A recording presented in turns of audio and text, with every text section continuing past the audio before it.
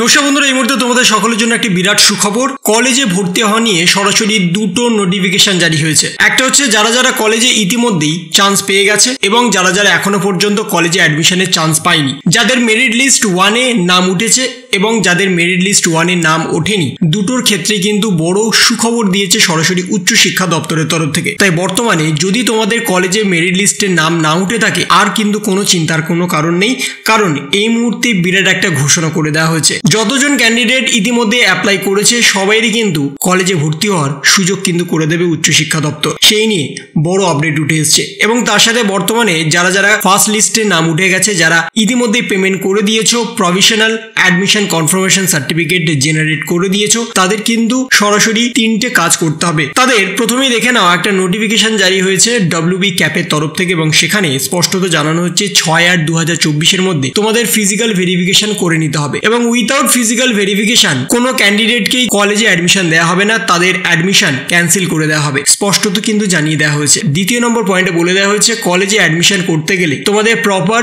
Physical ভেরিফিকেশনের document কিন্তু অবশ্যই নিয়ে যেতে হবে এবং কলেজে গিয়ে আগে তোমাদের জানতে হবে কোন কলেজের জন্য ফিজিক্যাল ভেরিফিকেশন কত তারিখ, শিডিউল করতে হবে তোমার ফিজিক্যাল ভেরিফিকেশন কবে হবে, সেটা কিন্তু আগে থেকে গিয়ে কলেজে নাম লিখিয়ে আসতে হবে, কারণ একসাথে সবার ফিজিক্যাল ভেরিফিকেশন একদিনে হবে না। এবং 3 নম্বর পয়েন্ট, যেটা মেন ইম্পর্টেন্ট, কলেজে অ্যাডমিশন নিতে গেলে তোমাদের ফিজিক্যাল ভেরিফিকেশন তো করতেই হবে, কিন্তু সেই ফিজিক্যাল ভেরিফিকেশনের সময় তোমাদের কোন কোন ডকুমেন্টসের প্রয়োজন, পেমেন্ট রিসিপ্ট কিন্তু অবশ্যই তোমাদের প্রয়োজন এবং যে provisional admission confirmation certificate generate করা হয়েছে WB ক্যাপের তরফ থেকে, সেই প্রভিশনাল অ্যাডমিশন কনফার্মেশন সার্টিফিকেট কিন্তু তোমাদের নিয়ে যেতে হবে, তবেই কিন্তু তোমরা ফিজিক্যাল ভেরিফিকেশন করতে হবে এবং তার সাথে বাকি যা যা ডকুমেন্টসের প্রয়োজন তোমাদের কিন্তু সেগুলো নিয়ে যেতে হবে। এবং নেক্সট যেটা বড় সুখবর হচ্ছে, অনলাইনে কেন্দ্রীয়ভাবে কলেজে ভর্তি সবচেয়ে বেশি সবচেয়ে কম কোন কলেজে এবং তার সাথে যাদের যাদের প্রথম মেরিট লিস্টের নাম ওঠেনি তাদের জন্য কি খবর আছে। এবং এখানে স্পষ্টত জানানো হচ্ছে চলতি শিক্ষাবর্ষ থেকে কেন্দ্রীয়ভাবে অনলাইনে কলেজে ছাত্রছাত্রী ভর্তি হওয়ার সিদ্ধান্ত নিয়েছে রাজ্য সরকার এবং ইতিমধ্যেই প্রথম মেরিট লিস্ট জারি হয়ে গেছে। কেন্দ্রীয়ভাবে অনলাইনে রাজ্যের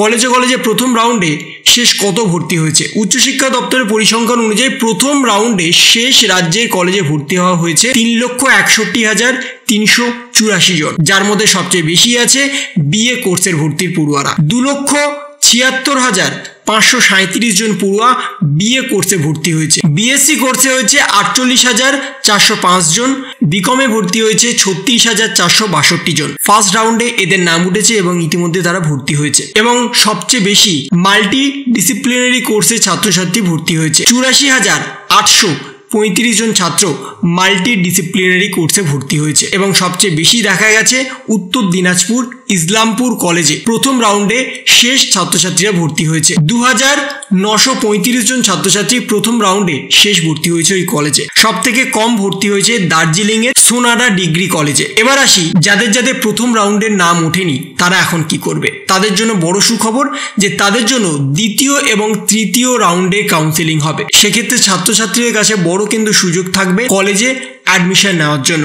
যারা প্রথম রাউন্ডে সুযোগ পায়নি তাদের জন্য দ্বিতীয় এবং তৃতীয় রাউন্ডের কাউন্সেলিং হবে এবং তারপরে সেই রাউন্ডে তোমাদের কিন্তু লিস্ট জারি করা হবে।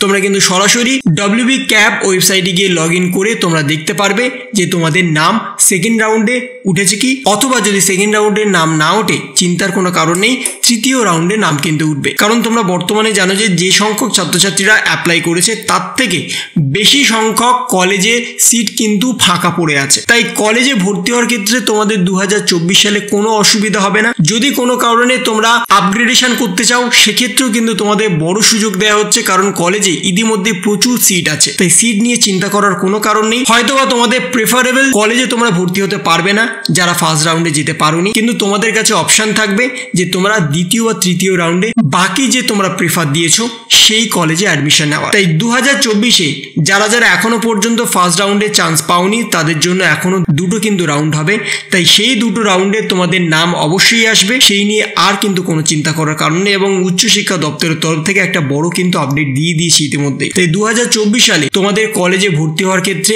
আর কিন্তু কোনো বাধা থাকছে না। এতদিন পর্যন্ত অনেকেই কমেন্ট করেছো যে আমরা ফার্স্ট রাউন্ডে নাম পাইনি, আমাদের প্রেফারেবল কলেজে অ্যাডমিশন নিতে পারিনি, আমাদের আপগ্রেডেশন হবে কি না, সেই সমস্ত কিছু কিন্তু এবার হতে চলেছে। আপগ্রেডেশনের ক্ষেত্রেও যেমন একটা বড়সড় ছাড় দেওয়া হচ্ছে, তার পাশে কলেজে অ্যাডমিশনের ক্ষেত্রেও বড়সড় কিন্তু ছাড় দিচ্ছে। কিন্তু দ্বিতীয় রাউন্ডে যারা যারা ক্লিয়ার করবে তাদের কিন্তু সরাসরি আপগ্রেডেশনের জন্য সুযোগ থাকবে এবং তৃতীয় রাউন্ডেও কিন্তু সেম থাকবে। কিন্তু তাদের অ্যাডমিশন নিতে গেলে ফিজিক্যাল ভেরিফিকেশান অবশ্যই করতে হবে। ফিজিক্যাল ভেরিফিকেশান করতে গেলে আগে তাদের শিডিউল করে আসতে হবে তাদের ফিজিক্যাল ভেরিফিকেশান কবে হবে, এবং তার সাথে ম্যান্ডেটরিভাবে লাস্ট পেমেন্ট রিসিপ্ট এবং তোমাদের প্রভিশনাল অ্যাডমিশন সার্টিফিকেট কিন্তু নিয়ে যেতেই হবে ফিজিক্যাল ভেরিফিকেশানের জন্য। ফিজিক্যাল ভেরিফিকেশান ছাড়া তোমাদের অ্যাডমিশন কিন্তু সম্পূর্ণভাবে ক্যান্সেল করে দেওয়া হবে, এটা কিন্তু মাথায় রাখবে। তো এই ছিল একটা ছোট্ট ইনফরমেশন তোমাদের সকলের জন্য। যদি তোমাদের ভিডিওটা ভালো লেগে থাকে তবে লাইক করো, শেয়ার করো এবং অবশ্যই সাবস্ক্রাইব করো। তার পাশাপাশি তোমার মতামত কমেন্টের মাধ্যমে জানাও। ভালো থেকো, সুস্থ থেকো, ধন্যবাদ।